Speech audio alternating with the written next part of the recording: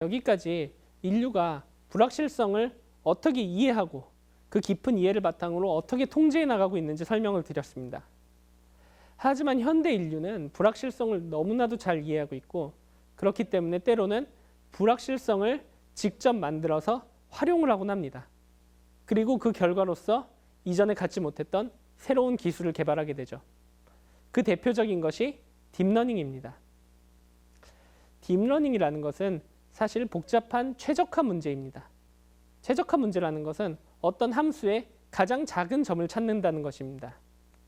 여기 주어진 그래프는 2017년에 발견된 논문에서 딥러닝에서 최적화를 하려고 하는 그래프를 시각화한 것인데요.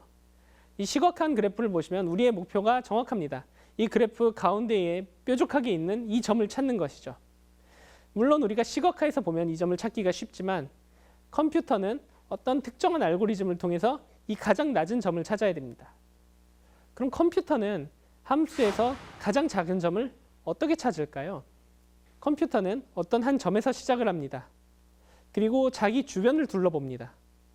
그랬을 때 자기 주변에서 이 그래프가 낮아지는 방향을 찾습니다. 그래서 글로 가는 겁니다. 다시 거기서 주변을 둘러보고 함수값이 작아지는 방향을 찾아서 또 글로 갑니다. 이를 반복하다 보면은 언젠가 이 가장 작은 점에 도착해 있는 것이죠. 컴퓨터는 이 함수 구조를 한 번에 볼 수 없기 때문에 이처럼 자기 주변을 살펴보고 함수값이 작아지는 방향으로 나아가게 되는 것입니다. 이는 함수의 구조가 아주 조금만 복잡해져도 큰 문제를 야기합니다.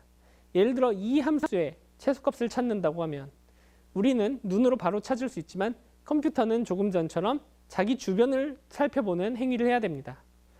그런데 알고리즘이 만약에 여기서 시작을 했다면 자기 주변에 가장 작은 점을 찾아 계속 이동을 했을 때 바로 이 함정에 빠지게 되는 것이죠. 그래서 복잡한 함수의 최소값을 구할 때는 이와 같은 알고리즘이 성공적으로 작동하는 것이 대단히 힘들다는 것이 알려져 있었습니다. 그렇기 때문에 딥러닝에서 이처럼 복잡한 함수의 최소값을 구하려고 하면 그 시작점을 아주 운이 좋게 설정하지 않으면 알고리즘이 실패할 수밖에 없는 것이죠. 함수에 빠져서 나올 수 없는 곳이 너무 많기 때문입니다. 그럼 딥러닝은 이 문제를 어떻게 해결을 했을까요?